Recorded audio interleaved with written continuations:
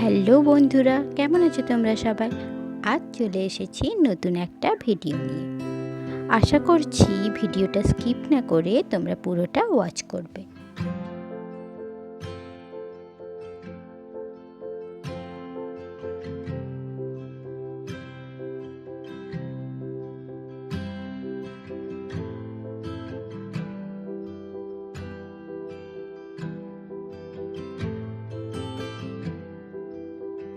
আজ নিয়ে এসেছি একটা নয়নতারার পেন্ডেন্ট।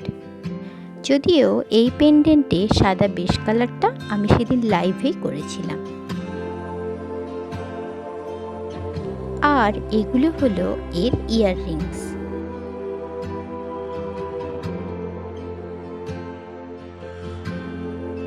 চলো এবার এগুলোতে রং করা যাক। রঙের জন্য আজ আমি বেছে নিয়েছি পিঙ্ক ফেব্রিক কালার, আর নিয়েছি সাদা fabric colour, green fabric colour,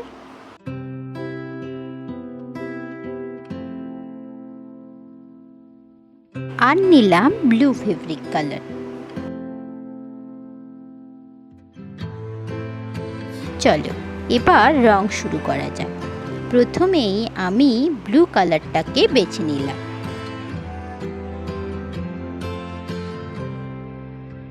আজ ইচ্ছে আছে ব্যাকগ্রাউন্ডের এই ব্লু কালারটার সাথে সাদা আর ইয়েলো মিশিয়ে একটা কালার করার চেষ্টা করব।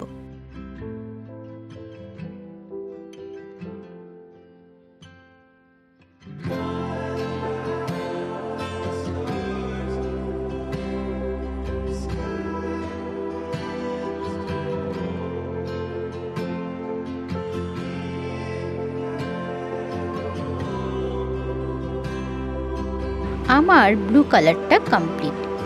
এরপর আমি নিয়ে নিচ্ছি হলুদ রঙের ফেব্রিক কালার।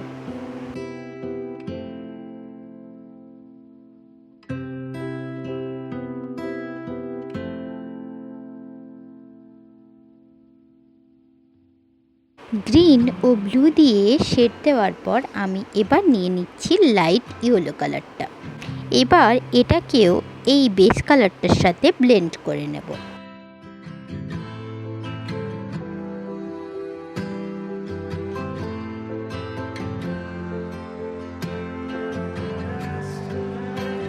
এবার দিচ্ছি অল্প করে সাদা রং।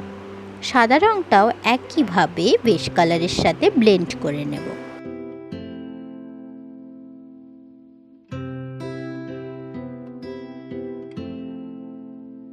এই যে দেখো, আমার বেস কালারটা প্রায় কমপ্লিট। এবার আমি করব পাতাগুলোতে রং। তার জন্য প্রথমেই নিয়ে নিলাম সবুজ রংটা।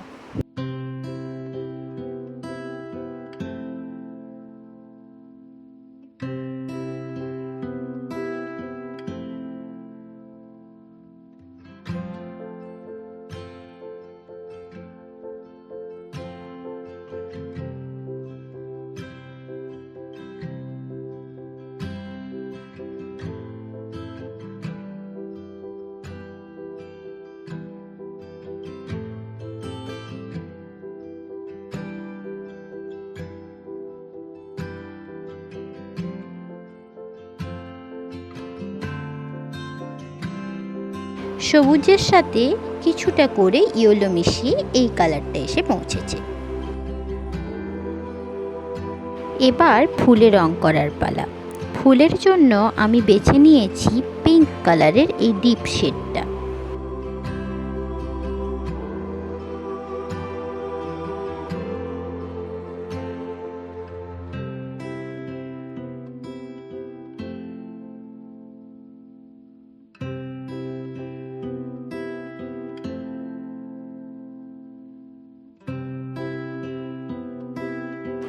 এইমাত্র এক কোট কমপ্লিট হলো।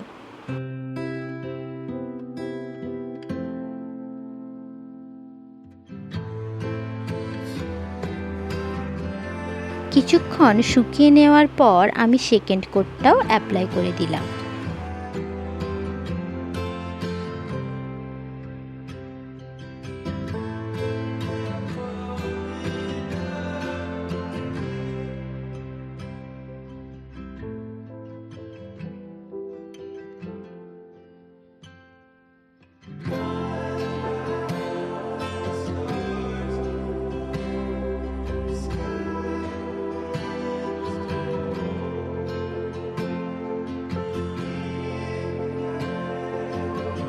এবার বেশের সাইডটা রং করার পালা। আমি এর জন্য ব্লু আর গ্রিন মিশিয়ে একটা শেড তৈরি করে নিয়েছি।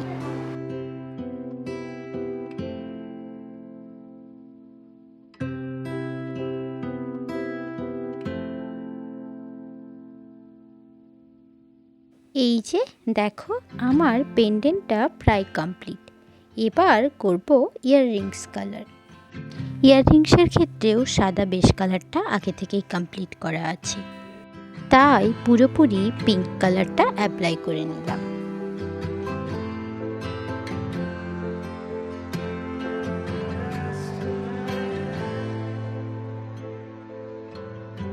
কিছুটা সময় শুকিয়ে নেওয়ার পর এবার সেকেন্ড কোট অ্যাপ্লাই করার পালা।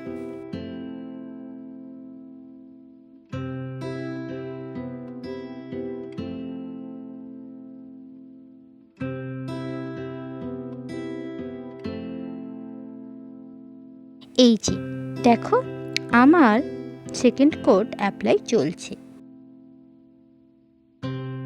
তোমরা প্লিজ জানিও আজকের এই নয়নতারার শেডটা তোমাদের কেমন লাগলো, আর পরের দিনই বা নতুন কি ডিজাইন নিয়ে আসবো তোমাদের জন্য। তোমাদের যদি আজকের এই ভিডিওটা ভালো লেগে থাকে তবে লাইক, কমেন্ট আর সাবস্ক্রাইব করে দিও। আবার আসবো নতুন কোনো ভিডিও নিয়ে। আজকের মতো টাটা।